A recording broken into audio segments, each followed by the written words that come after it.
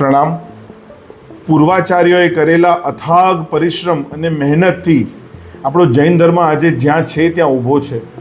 આટલા સુંદર મંદિરો, આટલા ઉપાશ્રયો અને ઉપર તત્વની વાતો જે આજ આપણા સુધી પહોંચી છે એ ધુરંધરો અને ધર્મના જે જાણકાર હતા, જે ધર્મને આગળ ધપાવવા માંગતા હતા, એવા આચાર્યો, એવા સાધુ ભગવંતોને હું હૃદયપૂર્વક કોટી કોટી વંદન કરી રહ્યો છું.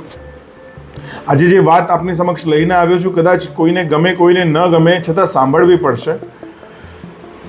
આજનો કાળ એવો આવી ગયો છે કે ઘણા આચાર્ય ભગવંતો, ઘણા સાધુઓનું મોબાઈલનો ઉપયોગ અને મોબાઈલનો દુરુપયોગ, રાધર એમ કહીશ, એ દુરુપયોગના કારણે અને શ્રાવકોનો એમને સંગાત, શ્રાવકોએ આપેલી આ બધી છૂટછાટ અને શ્રાવકોએ પોતાની માટે જે છૂટછાટ લીધી એના કારણે સાધુઓને આપેલી છૂટછાટ, એના કારણે જે કિસ્સાઓ ને જે દ્રશ્યો આજે સામે આવી રહ્યા છે એ મહાભયાનક છે.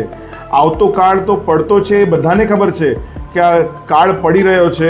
દિવસે દિવસે કલિયુગ એટલો બધો વિસ્તરી રહ્યો છે કે આપણા બધાના ઘરમાં બધી બદીઓ ઘૂસી ગઈ છે. આપણે જૈન ધર્મથી કદાચ દૂર ન થઈ જઈએ એનું આપણે પોતે જ ધ્યાન રાખવાનું છે. આપણા છોકરાઓને, આપણા શ્રાવક શ્રાવિકાઓને અથવા નવા શ્રાવક શ્રાવિકો બનવાના છે આગળ જતાં, એની તૈયારીઓ આપણે અત્યારે કરી રહ્યા હોઈએ એવા ટાઈમમાં જો સાધુઓના આવા બધા કિસ્સાઓ, જે જૈન ધર્મના આગેવાન, જે જૈન ધર્મના ધુરંધરો છે, જે જૈન ધર્મના આચાર્યો છે, ભલે જવલ હશે, એકાદ બે હશે કે બે ચાર હશે, પણ એ બે ચારના લીધે આખો જૈન સમાજ જો નાલેશી ભોગવે, આપણા આવતી જે પેઢી છે, આવતી પેઢી, એ પેઢી જૈન ધર્મને સ્વીકારવા જો તૈયાર ન થાય, એક તરફ અઢળક દીક્ષાઓ અને બીજી તરફ આવા કિસ્સાઓ જે બહાર ખુલે છે. તમે જાણો છો હું કોની વાત કરી રહ્યો છું, કયા સંબંધે વાત કરી રહ્યો છું. જે કિસ્સાઓ બહાર ઉછળીને આવી રહ્યા છે તે બહુ સારા નથી. જૈન ધર્મ અને જૈન સમાજ માટે એમને હલકું કરનારી, એમના સમાજને પાડનારી અને એમની પ્રથાઓને તોડનારી આ બધી હરકતો છે. આ બધા આચાર્યોને જો પોતાના મનની કોઈ એવી ઈચ્છાઓ પૂર્ણ કરવી હોય તો સંસારમાં પાછા પધારે. અહીંયા તેમની દરેક જાતની વ્યવસ્થાઓ થઈ જાય ઓટોમેટિક. એ સંસારમાં આવે, સંસાર ભોગવે, બધી રીતની ક્રીડાઓ જે સંસારમાં થઈ શકતી હોય તે કરે. વ્યાપારથી લઈને, પૈસા કમાવાથી લઈને જે શરીરનો ઉપભોગ કરવો છે તે દરેક વસ્તુ થઈ શકશે.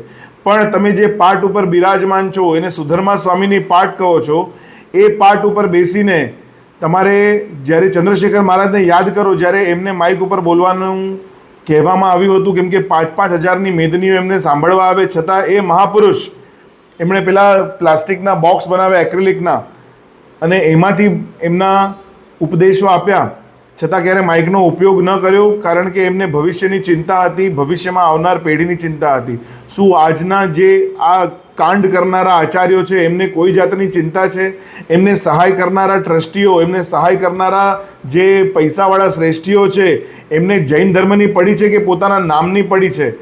આજે વિચાર કરજો કે આપણી બહેનો આજ આચાર્ય મહારાજના દર્શન કરવા, વંદન કરવા જાય છે અને ત્યાંથી શું લઈને આવશે? જરા વિચાર કરો.